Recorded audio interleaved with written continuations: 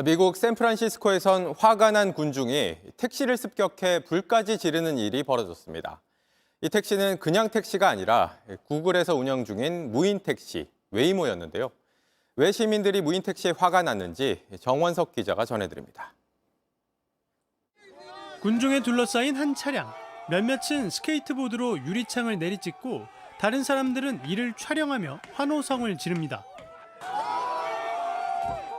지난해 8월부터 샌프란시스코에서 서비스 허가를 받아 운행 중인 구글의 웨이모 로봇 택시인데요. 결국 누군가가 불을 질러버리자고 선동하자 비상등을 켜는 것 외엔 방어할 방법이 없던 로봇 택시 최후를 맞이합니다. 이처럼 운전자 없이 자율주행을 하는 로봇 택시. 미국에선 왜 이런 반달리즘이나 마찬가지인 사태로 번진 걸까요? 미국에선 구글과 제너럴 모터스가 현재 로봇 택시를 서비스 중인데 이 중 제너럴 모터스의 크루즈는 이미 운행이 취소됐습니다. 운행 시작 2개월 만에 한 여성을 깔아뭉개 중상을 입히는 등 사고를 연달아 냈기 때문입니다.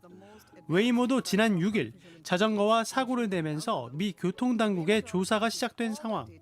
가장 먼저 로봇택시를 받아들인 샌프란시스코에선 시민들의 불안감과 반감이 커진 겁니다. 서비스를 먼저 시작했던 구글과 제너럴 모터스가 주춤하는 사이 애플의 자율주행차 애플카는 조용히 데이터를 쌓고 있다고 합니다. 워싱턴 포스트에 따르면 애플의 자율주행차 주행 거리는 캘리포니아 도로에서 총 45만 마일을 넘겨 1년 전보다 3배 이상 증가했습니다. 38개 자율주행 시험 허가를 받은 회사 가운데 가장 큰 폭의 증가율인데 애플은 시험 주행 단계에선 운전자가 탑승하고 있어서 별다른 문제가 발생하지 않았다고 합니다. JTBC 정원석입니다. 이스라엘이 피라민 140만 명이 몰려있는 라파를 전격 공습했습니다. 대규모 지상전도 예고에 국제사회가 긴장하고 있습니다. 금철영 기자가 보도합니다. 폭음과 함께 치솟은 화염으로 지평선 너머 밤하늘이 붉게 변합니다. 가자지구 최남단, 이집트와 마주한 접경도시 라파를 오늘 새벽 이스라엘이 전투기를 동원해 공습했습니다. 날이 밝자 무너져 내린 건물 잔해를 헤치며 구조 작업이 시작됐지만 생존자 찾기가 쉽지 않아 보입니다. 하마스 측 자치지구 보건부는 사망자가 100명을 넘은 것으로 보고 있습니다. 이스라엘은 가자지구 남부에 대한 일련의 공격이 완료됐다고 밝혔습니다. 또 신베트 등 정보기관과 경찰의 지상 합동 작전으로 인질 2명을 무사히 구출했다고 전했습니다. 라파 지구는 가자지구에 피난민 140만 명이 몰려있는 곳으로 미국을 포함한 국제사회는 대규모 피해가 우려된다며 이스라엘의 공격 계획에 반대해왔습니다. 그러나 이스라엘은 하마스의 마지막 거점이라며 라파에 대한 대규모 지상작전까지 예고한 상태입니다. But I want to say one thing to your audience, which people don't realize. Victory is within reach. 이번 공습 전날에도 바이든 미국 대통령은 주민 대피와 안전이 보장되지 않는 한 라파에 대한 공격을 해선 안 된다고 밝힌 바 있습니다. 영국과 유럽연합 EU도 이스라엘이 라파에 대한 전면적인 지상 공격에 나설 경우 대규모 민간인 희생이 불가피하다며 반대 입장을 분명히 한 상태입니다. KBS 뉴스 금철영입니다. 중국의 한 TV 예능 프로그램. 출연자가 다른 사람인 척 얼굴을 바꾸고 영상 통화를 겁니다. 인공지능 AI 기술로 조작된 이미지를 만드는 이른바 딥페이크에 상대방은 뒤늦게야 속았다는 걸 깨닫습니다.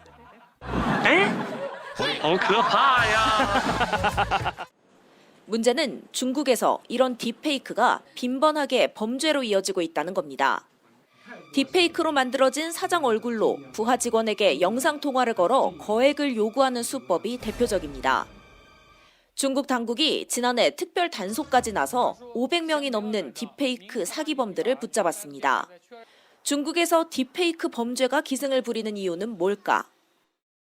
제가 살고 있는 베이징 시내 한 아파트입니다. 출입문을 드나들 때 안면 인식 기술을 사용하는데요. 휴대전화 인증이나 전자키보다 훨씬 편리하기 때문에 입주민들이 이 안면 인식을 가장 흔히 사용합니다.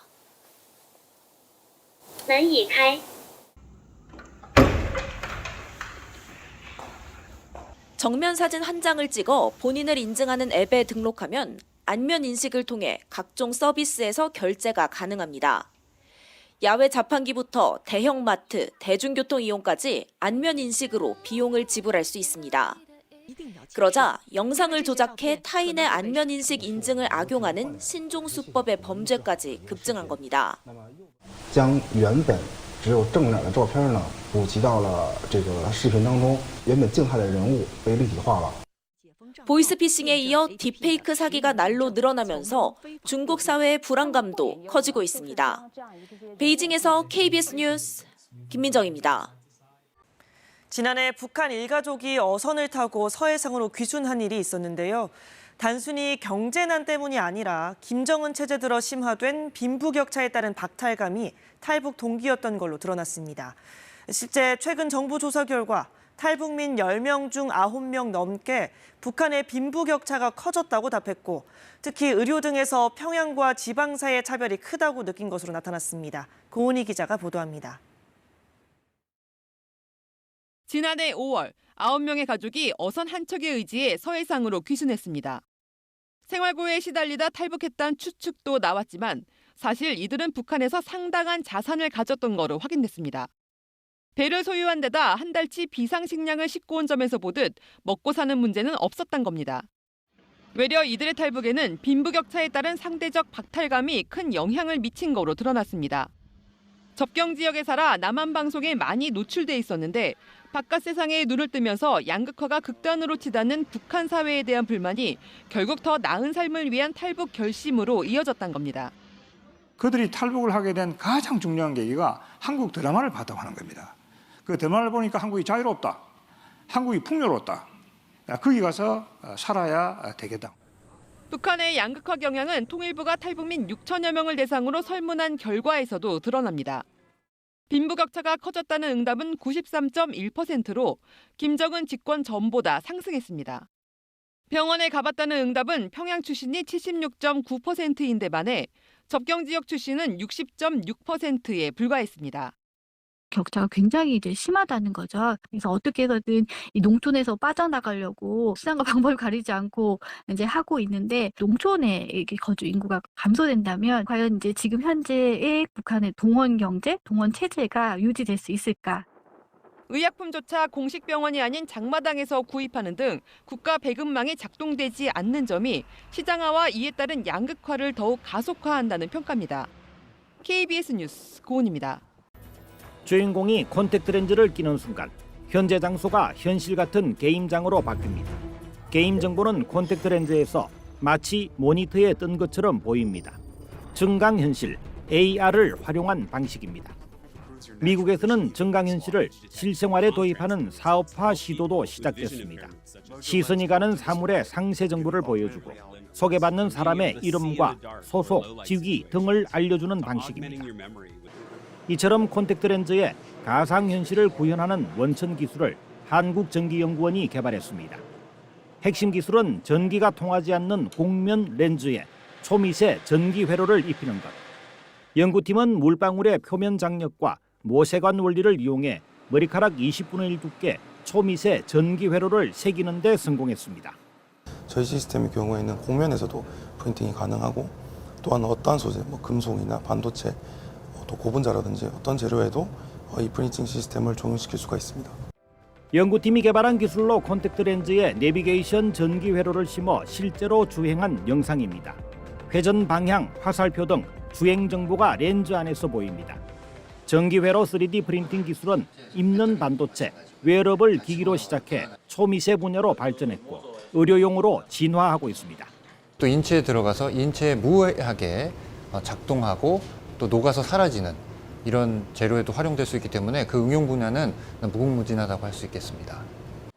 연구팀의 이번 성과는 재료과학 분야 세계적 학술지인 어드밴스드 사이언스 최신호의 표지 논문으로 실렸습니다. KBS 뉴스 전현수입니다. 최근 전국에 여러 지점을 두고 있는 회사들이 가맹점주에게 영업시간을 지키라며 강하게 압박하고 있습니다. 가게 문을 조금이라도 늦게 열면 벌금을 매기겠다는 식인데 점주들은 공정위 신고를 검토하고 있습니다. 임태우 기자가 취재했습니다.